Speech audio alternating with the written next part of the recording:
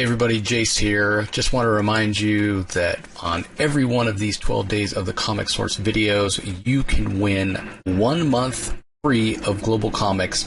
And on Christmas Day, we'll be giving away a free year of Global Comics. All you have to do to enter is just go over to the YouTube channel and leave a comment on any particular episode that you've checked out. If you listen to it audio only, again, just head over to YouTube, do a search for the Comic Source. Leave a comment, and everybody who enters a comment for a particular video, I will select at random a person for that video to win the code to get a month of free Global Comics, which is the premier destination for digital comics. Got the best user interface I've ever seen for digital comics. You can read comics on your phone. Over 375,000 comics so far in the library. It's growing daily, so it doesn't cost you a thing to check it out. Again, just leave a comment on the YouTube video for any of the 12 days of the Comic Source YouTube videos, and you'll be entered to win. So hope everybody's having a really fun and enjoyable holiday season, and thanks for joining us for these 12 days of the Comic Source episodes.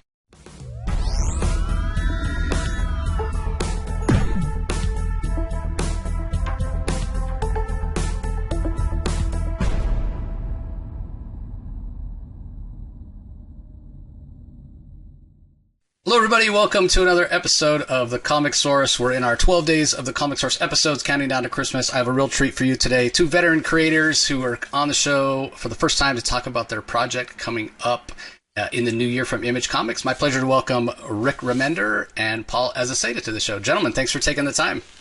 Absolutely. Thanks for having us. Thank you. Yeah, I got a chance to check out the project already, everybody. I've read the first issue. It was amazing. So let me throw it over to you, Rick. Tell us what the Seasons is all about. I don't know how polished your elevator pitch is, but go for it. You're on. Yeah, there's a number of quick and easy ones, but ultimately the big hook was mystery. And as Paul and I developed this, the elevator pitch part of it, I know that part of the game, and we have a number of those, but we want people to take a swing at something that is a giant mystery box, not knowing what it's going to be. And that might be a big ask, but I think that ultimately it feeds into a lot of our love of high adventure. This is something that is in my heart very similar to my own work in like Fear Agent, and that it's a big high adventure.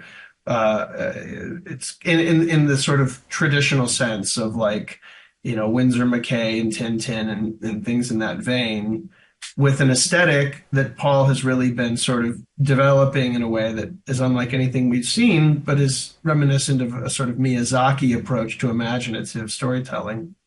But it's a story of four sisters as they are forced to make a Faustian or not make a Faustian bargain with a creature that will give them everything they want for a small piece of themselves, which is a story it's a traditional story we've seen a lot, but I think that in the telling of it is where the magic of this one comes together. I think in the first issue, there's almost I've seen this solicit the word whimsical. I almost looked at it as kind of farcical, but definitely the adventure feel that you're talking about, Rick, but juxtaposed against these hints of mystery and maybe even some horror elements. So when it comes to you, Paul, when you're starting on the project and kind of trying to establish that aesthetic, because it is so many different things and leans into so many different kind of genres, how did you approach that? Because it seems like it would be very challenging, and we'll show one of the pages, everybody. There's a fantastic double-page spread. We'll show that a little later in the conversation. Okay. But give us an idea, Paul, of how you approached that challenge. Yeah, it's definitely something that Rick and I talked a lot about, which is like kind of hitting this tone that's not necessarily one or the other. Like you mentioned, whimsical and hard is usually words that you don't put together. Mm-hmm. And all that, so, but it is something that I really tried to do with the book. So I was really trying to just keep a real fun. Yeah, the best part I think is like you said, you saw the first issue. So the first issue definitely leans into the adventure and the fun that we present. It builds into something, later and all that stuff too. So, but what I was looking at was like things like Tintin and some Miyazaki movies, even Indiana Jones. That Spielberg has all those great action sequences, as like rolling action kind of things happening, and things like that, and really trying to figure out like how to bring that into the book, and so and have that kind of like fun into the book, so when we get to horror stuff too, that we can ramp that up too, and just kind of balancing between those two was something that I definitely worked a lot on when we were developing it and trying to figure it out and then do stuff, and then the horror stuff. That's usually what I've done. So it's kind of like something that's a little easier. That comes a little easier to me. So it was a way to challenge myself too with this book. It's like, hey, can I do other stuff? I love Pixar movies. I love stuff that's like more like, which is not necessarily what this is, but at the same time, my range is like going from Pixar to like some, the Nosferatu movie that's coming out late or soon. So like that looks awesome. Like, and then there's some French weird, existential movies. And I love that stuff as much as I love, Up or something, so like how can we like somehow find like a somewhere in the middle there where we have some of that fun, but then still with some stakes and some horror and some, so like that was the thing that we did, or hopefully again we're trying to pull off in the book. Yeah, it's definitely even with the art and visually, Yeah, definitely different visuals. I mean, I know your stuff from Outcast or the Punisher run you did with Jace and Aaron. This is not that, guys. It's really cool. Rick, what I'm curious about, you mentioned these 4 daughters, and they're all named after a different season. So spring, autumn, winter. We meet a couple of them in the first issue. Talk a little bit about that idea of using the seasons, if you will, as kind of a template for their personalities. Again, we meet a couple in the first issue, and they seem very different. So I imagine they're each their own distinct personalities. They do, and I think that you're always looking for something that has a foundation that is sort of universally understandable. And I think that in using the seasons and, that idea, it's so, that's low-hanging fruit. It just seemed like, and I looked it up, well, no one's done this, at least not in this way. Mm-hmm. And of course, then it's developing each one of the characters and making sure you do all your homework, so that each one of them sort of end up kind of representing those seasons.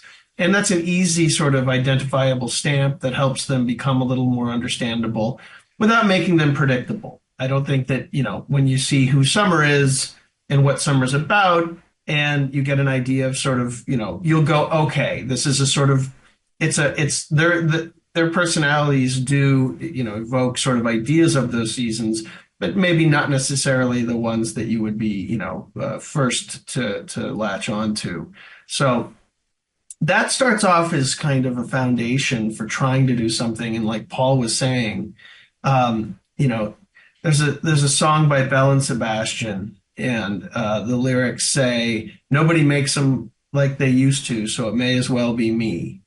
And I think about that a lot when working on this, because it is an attempt to do something that does have the feel of a classic Miyazaki or a classic Pixar, but with the real horror of that Nosferatu reference that Paul made.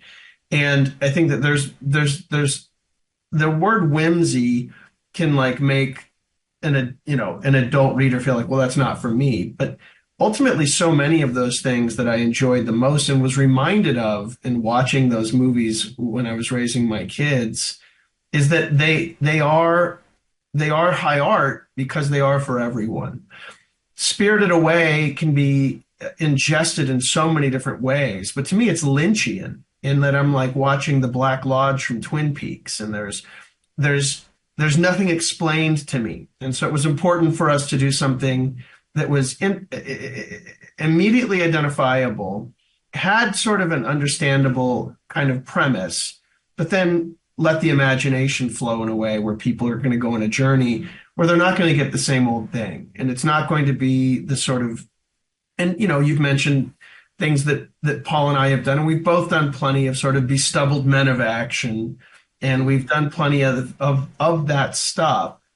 And so in 2020, during the pandemic, we would spend countless hours on the phone or on Zoom calls trying to drill into what Bowie would talk about, swimming in the deep water, where you would allow yourself to take something you loved, but you felt really afraid to do.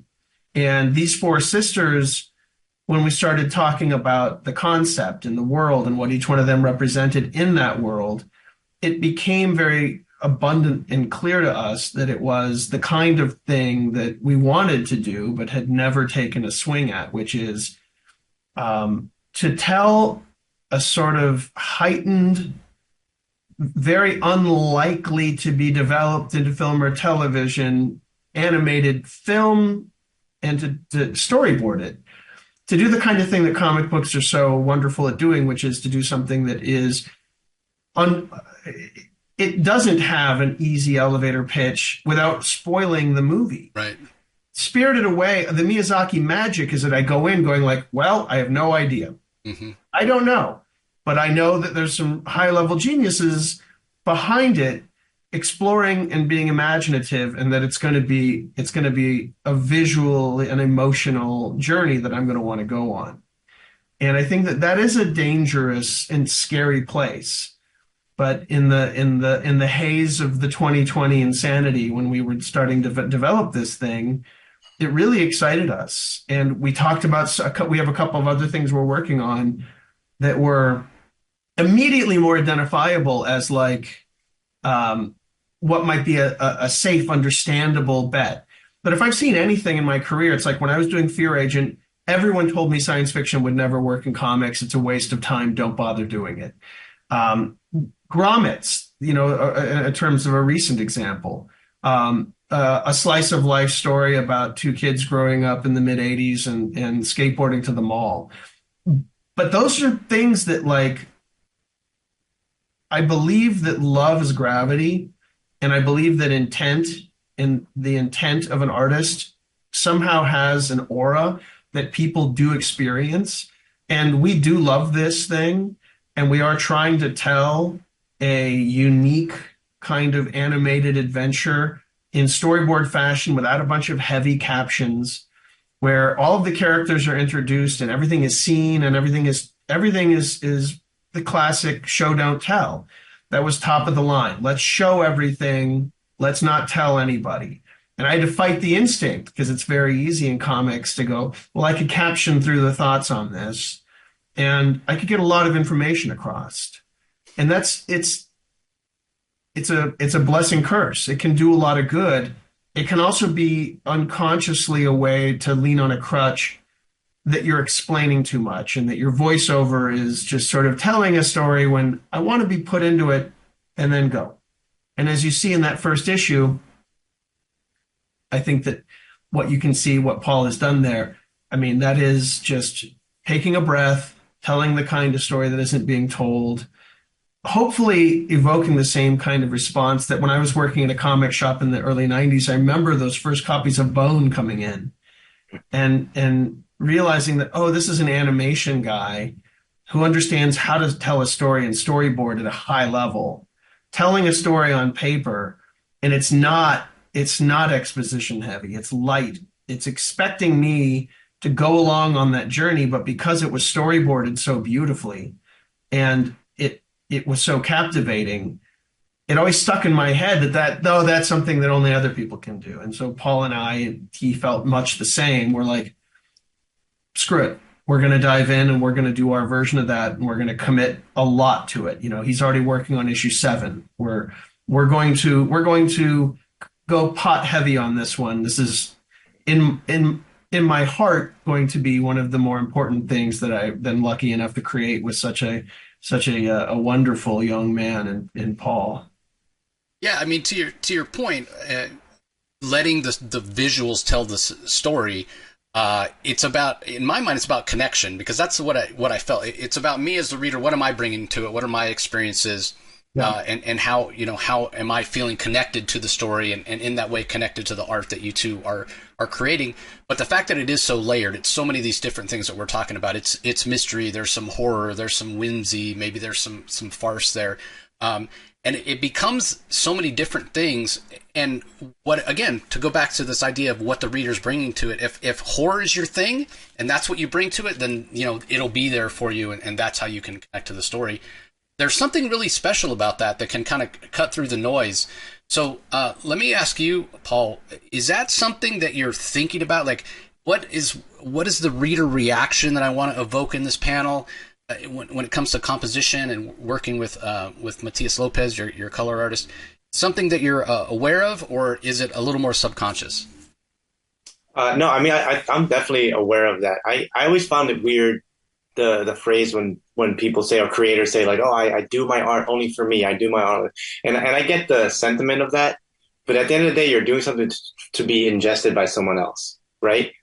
So I want that person I'm trying to evoke a feeling out of you. I'm trying to get you to, laugh, cry, I don't know, whatever it is, like whatever the story is. I'm trying to do that. So I'm always thinking about the reader and how the reader is going to take this in, and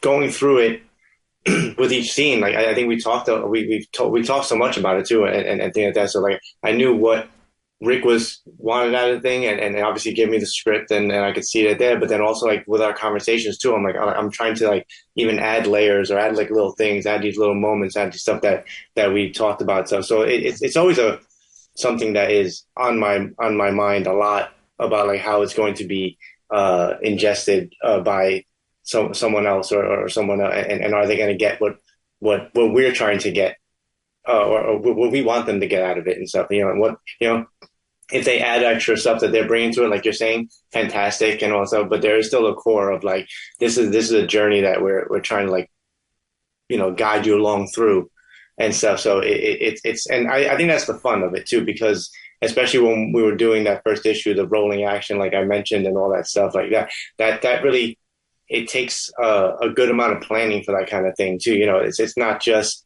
superhero comes in, breaks a wall, and punches a guy or something like that. It's a continual thing. So like thinking 3-4 steps ahead constantly about like, setting up either the joke or the whatever kind of punchline type, action punchline or whatever it is, in like 4 pages. I have to think about it now and like set it all, so it was like, and that I think has been like one of the real joys that I've had in the book too, is like doing those kind of scenes and those kind of things, and kind of stretching those, or not stretching, flexing those muscles. Yeah, I didn't get to do as much in other books, Yeah, which I think that, like, speaking to what Paul was saying, goes back to what you were saying, which is, the hardest thing is muscular restraint, and to live in those small moments. And those small moments are the things that, unfortunately, like novice comic book creators will speed past in lieu of the big plot, the big plot, the big plot. And Paul and I, as elder gentlemen now, and elder statesmen, we discussed really, like, there's a sequence in the first issue where the whole issue is about Spring chasing this letter. And the letter may be, sort of magically being pulled away from her through town. But in the adventure of chasing the letter through town, we meet many of the other cast members. We meet the town. We see the town. We get an idea who Spring is, and then ultimately we get an idea who our antagonist is. Now that could be a 5-page sequence, but in discussing that, the living in the small moments and that muscular restraint, the payout will be so much greater. We spend, I think, 5 pages as the letter gets pulled up and hits a billboard, and she ends up stealing, a ride on a rocket-packed chimney sweep and going up to get the letter. And, without boring everyone with all the details, the sequence, it's living in that small moment that makes me fall in love with the character. And for me, watching Paul bring that to life and seeing, what Matheus has done on the art and seeing what comes together, it's like a breath of fresh air. And I know we're doing something right. I don't know if that means that everybody who, is looking for the next sort of exciting X-Men comic is going to latch into this, or maybe they will, out of the fact that it is a flavor of ice cream not being served by anybody else right now. But I know that for me, those small moments executed so beautifully is the difference in what we're doing here and in most other books. So take that, other books. Sorry. No, I mean, you're right. And I'll go you one further than that, Rick. When you talk about these small moments, again, it goes back to what I was saying about connection. You mentioned the letter hitting the billboard. It hits the billboard, there's a whap.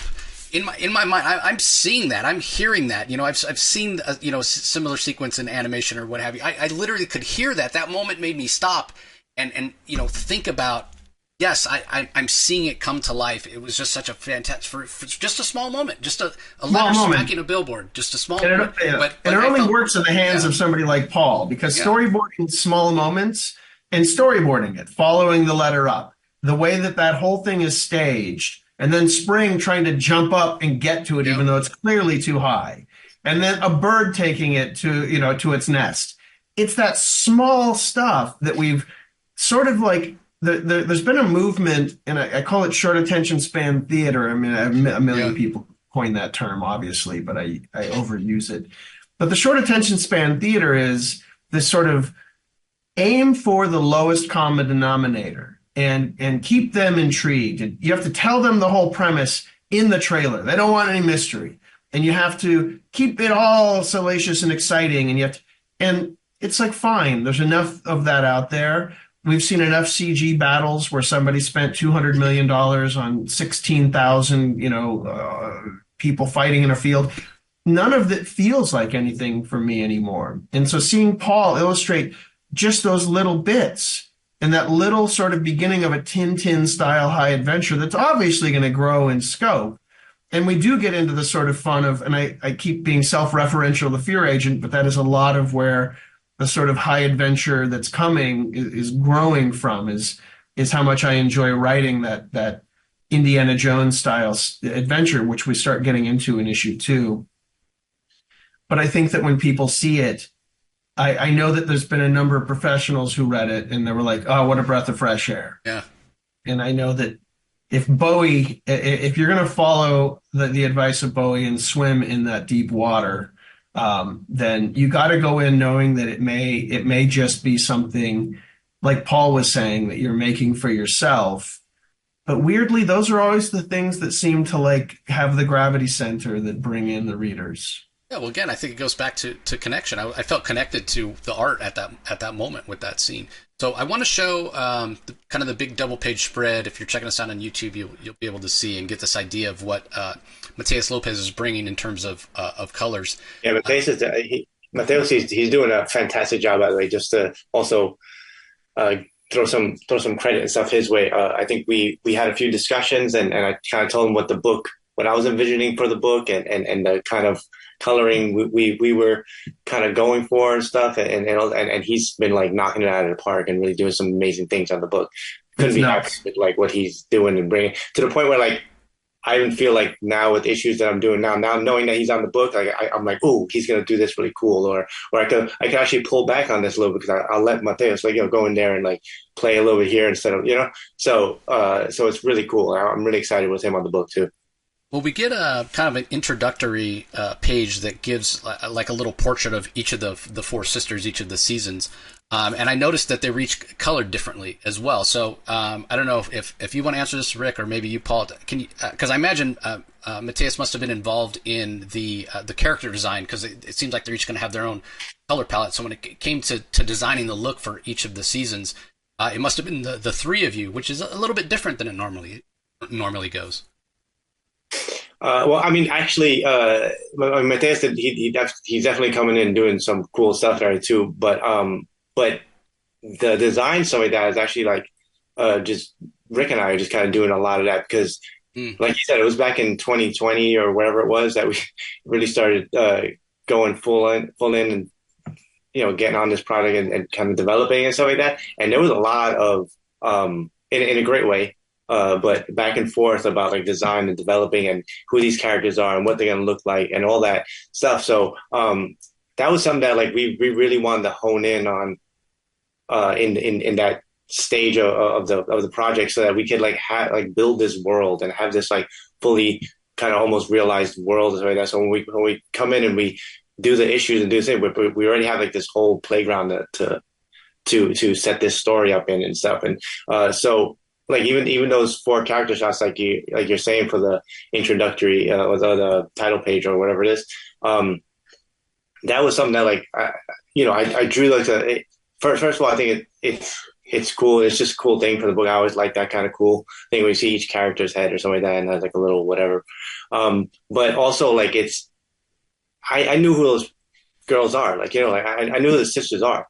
already. Like, at that point too. So when I go back and draw this face, I could capture their characteristics or their personality a little bit in each, just in the facial expressions a little bit, and so things like that. Like it's going back to, again, details, little things like that, little moments, little stuff, and when you have something like that we really fleshed out and developed in a way where we understand who these characters are.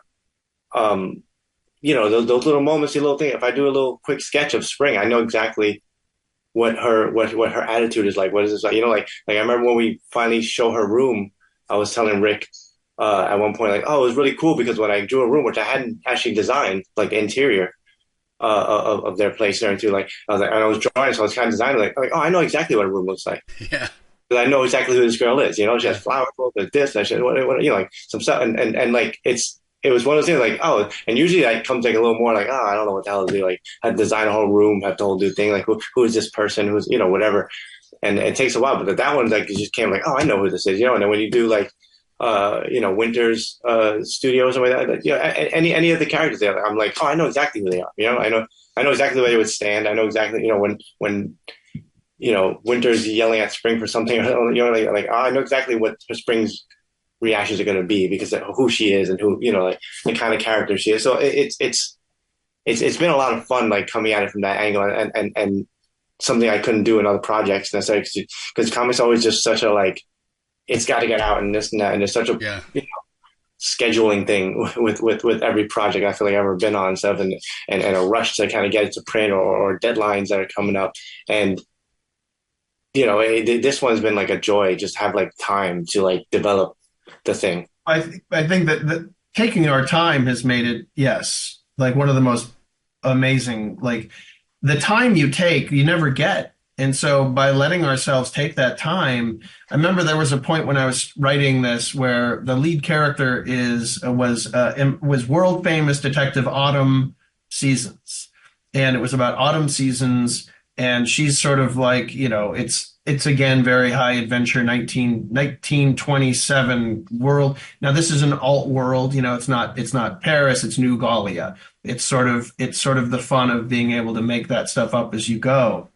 But I lived with, I think for 6 months, I lived with a draft in my head where there's this, world famous detective Autumn Seasons is off on this adventure. We're setting this all up, and it's going to unleash this evil that's going to become this strange circus that will end up going back to her home as it sort of corrupts the world, and her sisters then have to take over.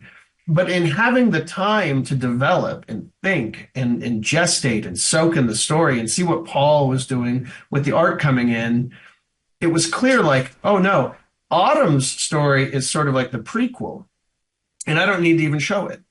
The Autumn adventure that sets the whole thing in motion, we're just going to start the story right when we get to the beginning. We're going to start with Spring, who has no idea what's going on. She's a letter courier in New Gallia, and it's just another day when her sister, who's been missing for many weeks, a letter arrives from her missing sister, and the letter just won't stay in her hands. Something keeps pulling it out.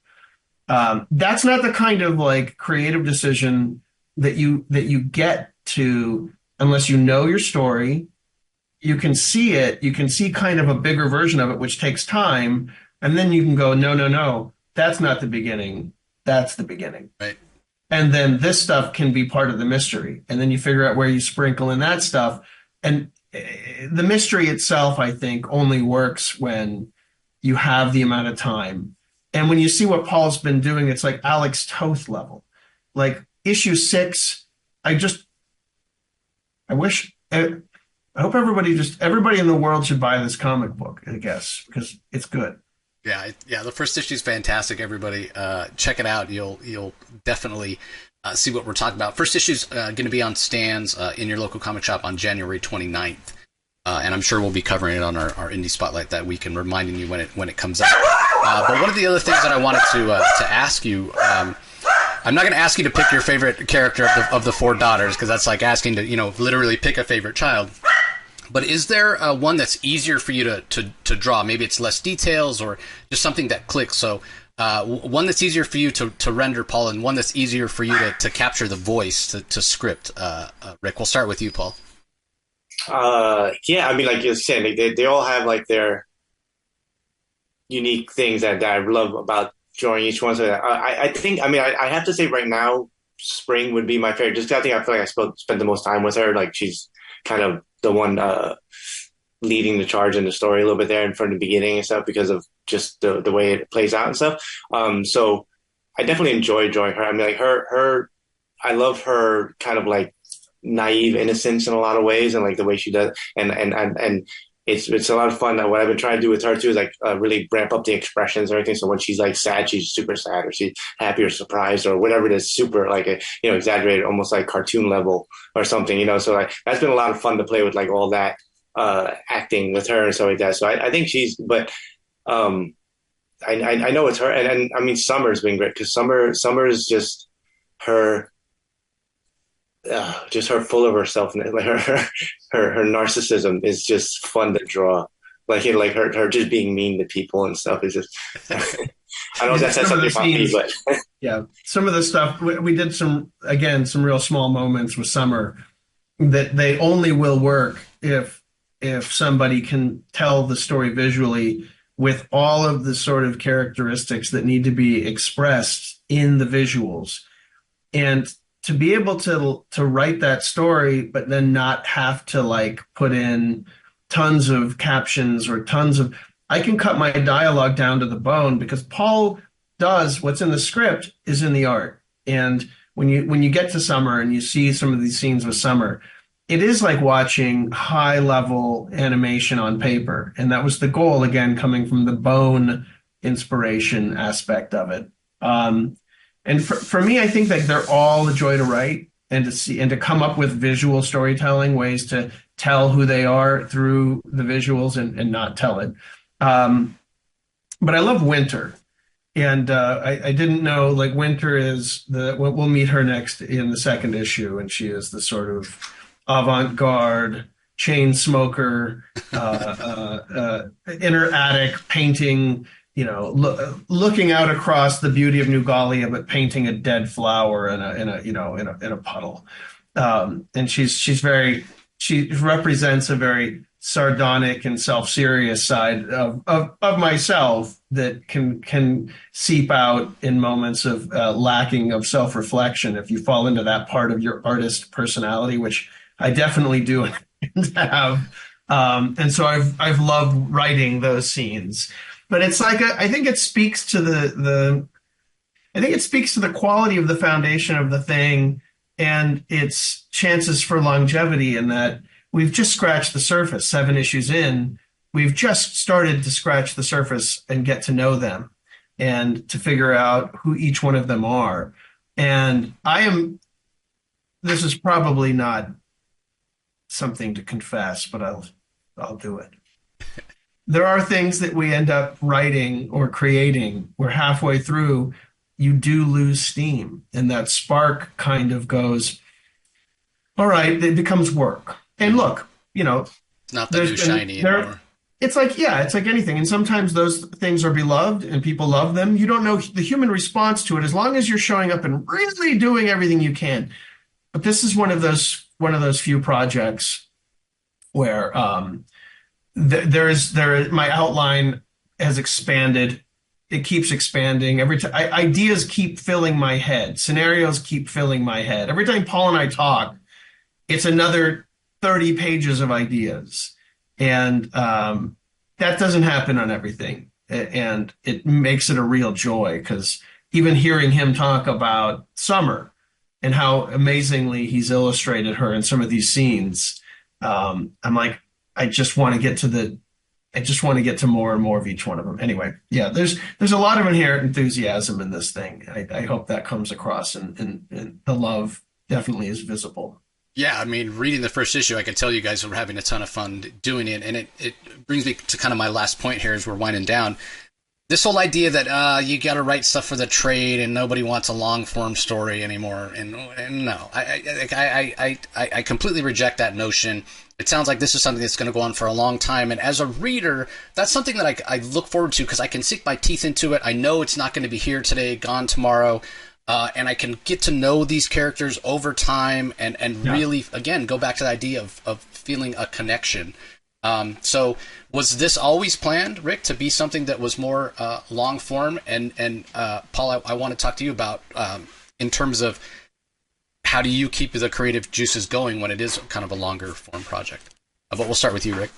All I've been making creator-owned comic books since 1997. I'm old. I'm an old. And I've learned in doing it that you have to kind of like, you build the car and you and the team get in the car, and how much gas is in the car or how long that car is going to drive, or if it's going to get sponsorship deals and somebody's going to come and put new tires on the car, or if there's a creative desire for everybody to like, no, we got to hold this car together. Like Fear Agent was selling no copies, but I just kept finding new collaborators and friends. I'm like, come in and do 2 issues. You link it. I'll link it. Like whatever it took. I had to finish that story. Mm-hmm.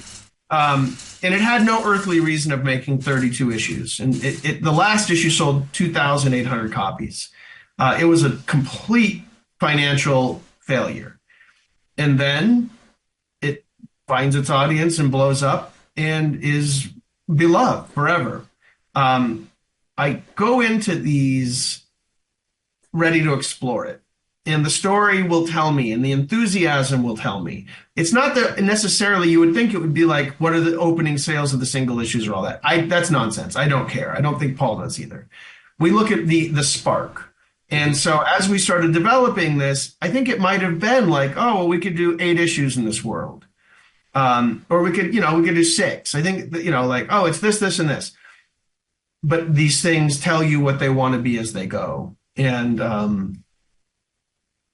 I can only say, unless the bottom falls out and financially we just can't keep it afloat, which even then I have credit cards. I think it comes down to just how long we hold on to that spark and that love. And there is an aspect of it where you want to see other people when you're in the cave painting things on the wall for the tribe. If nobody's interested, that does hurt. Mm-hmm. But I think I've pushed through plenty of those where I've known it was good. And I said, no. This wall paint, you guys are going to like this eventually. Right. And just keep putting love at it. And that creates gravity. Fortunately for us with this thing, it's a big launch. I think we both have a pretty large built-in audience and it'll do well financially. And there's a huge spark of creativity there. So, unless Paul loses interest or gets, offered something with somebody more handsome or talented, I can't. Possible. Yeah, I was thinking the same thing. Yeah, it sounds like you're in for the long haul as well, Paul. Yeah, no, I feel the same way in that I've done, over the course of my career, as it has been, I've done, shorts, like 8-pagers, fill-ins, arcs, and then even with Outcast, a huge, long, multi-year, like 48 issue kind of longer form thing. So I've kind of done all that stuff, and I've worked with a bunch of people. And one of the things when Rick and I were talking about doing this book, I've known Rick for too many years too. Like we're both old, but we've always wanted to do something together. It was a matter of scheduling and this and that, whatever, everything, just life getting in the way of things like that. But we've always talked about, we got to do something one of these days. But, and one of the reasons why this whole project kind of, I think, got put together was that I was at a point in my career where I was like, I don't want to do anything that's not fun for me anymore. I don't, luckily I've done enough things, I feel, and garnered enough of maybe some fans or some people that like my work and relations with editors and things like that, where I'm like, I kind of like pick my path a little better here. Like I don't have to like just pick like, oh, what's just come like working for scraps or working for whatever, the big two I want to throw at me or whatever. When I came to Rick, I was like, I want to do something fun with you because you're a friend and somebody I enjoy being around. Don't tell him I said that. But um, and that's what I want to do for the rest of my career. I want to work with I want to write and draw my own stuff. And if I'm not doing that, I'm working with a friend of mine who I think is awesome, and we could just have a blast together doing that. So that's why we, even came on this project to start it. It was like, let's do something fun that we can do together, and as long as that's there, then we just keep it going. Like you're saying, like the beauty of what we developed, like I was talking about earlier with the characters in the world and everything, that is that it is something that like they're developed in a way where it's not necessarily just inherent in the story of like, this is how they develop through the story, or this is their character arc through the story. It's like, no, these characters are kind of living in this world that we created. So we kind of like throw adventures at them now. Like, after this first adventure that we had, which was like the original plan was just this one. Like, oh yeah, but now, like you saying, like, whoa, but what if they did? What if, spring is kind of like the heading this one, like I said, but like, oh, but what if we like follow winter, and maybe something happens to her and then she has to do it, and then we have a whole thing about that. And, so we have all these things where we could just take those characters now and just kind of plug them into like these really awesome, fun, adventures and stuff like that. And that's exciting, and when you're having fun doing something and like, it doesn't always happen. Yeah. Like Rick was saying, like sometimes it is work, like as much as this amazing job, I would not I don't want a normal job ever, a 9 to 5 or anything like that. And I will always draw comics, but there are times when it is job, like it is thing. Like, I don't feel like drawing a crowd scene today, or I have to draw another city shot, or with all these windows, or I don't know, whatever it is, like, like it's those are things I'm like, oh man, like, but when it's something like a project like this where you're enjoying it, and I know where it's kind of going to, and the conversations we had with the other stuff we haven't even got to yet. Like, we're 7 issues in, like you said, like with this stuff, like, oh man, I'm like, oh, what if this happens? What if that happens? There's still like there's these other things we're developing for later issues of it too, and something we might not even use, which will be great because then we put that in the pot for the next one, or whatever it is, So all that stuff like that when you have that kind of enthusiasm, is something that I've learned in my career, that it's like, no, I'm going to stick with this, and whether people come along with us or not, it's happening.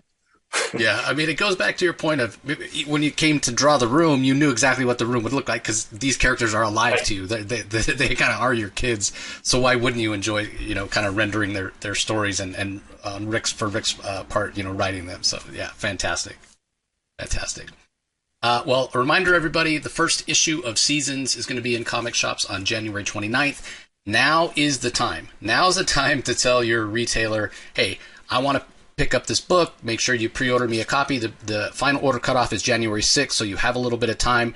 But the best way you can help out your local comic shop, the best way you can help out Rick and Paul, is to talk about it, tell your friends about it, and pre-order. I mean, we all know the shelves are crowded these days. There might not be a shelf copy for you if you don't pre-order it. So let your retailer know that you want a copy, so one will be there for you, and that's the best way that you can help out. So as we're closing down here, gentlemen, any last thoughts on anything and where people can follow your work online if you have the social media presence? We'll start with you, Rick. I mostly just stick to Instagram, where I can post art and watch videos on people teaching me how to make brisket, or how or old punk rock concerts from the 80s. I don't mess around much with the loud sort of here's my opinion places anymore. It was toxic to my soul. So I'm on Instagram, Rick Remender, or the Giant Generator feed, where we we're working hard. We're starting up. We have a store now on the Giant Generator website, where we have Giclée prints by a lot of brilliant artists of the work, and we have hardcovers and DVDs and things, all signed and for sale. So just kind of trying to do a little bit more with the web presence, as I have been sort of remiss on that end. Great. I'll put a link to Rick's Instagram and the Giant Generator website in the show notes, everybody. So if you're having trouble finding him, you can go there. What about you, Paul? Where's the best place to follow your work online? Well, Instagram as well. Like, so it's just my name at Paul Azaceta. And then I'm on Twitter too, like, and TikTok and stuff. So I'm kind of there, but I'm mostly Instagram, stuff like that. And I try to post mostly art and stuff like that too. I'm not the best at social media, and like Rick was saying, I'm not interested in like all the opinions and all the crazy toxic like that. But it is a great place. I could just kind of post my stuff and connect with some people or whatever and stuff. So I do it there. And then the only other thing would be I have a Big Cartel site, which is like so my original art or like commissions there, that whatever I have there, which people can kind of visit and check out too. So those would be like the two main things. Great. I'll put links for Paul's Big Cartel and Instagram in the show notes as well, everybody. So again, gentlemen, thanks so much for joining me. Love the book. Can't wait to read more. I can tell that you guys are having a lot of fun making it, which makes it that much more fun for us to read it. So thank you so much. Thanks, Jace. Thanks for helping us get the word out. Yep. And on behalf of Rick and Paul and myself, we want to wish everybody happy holidays. Hope it's a healthy and happy holiday season for you, whether you're joining us on YouTube or Instagram. Or on the audio feed. We really appreciate you joining us, and we'll talk to you next time.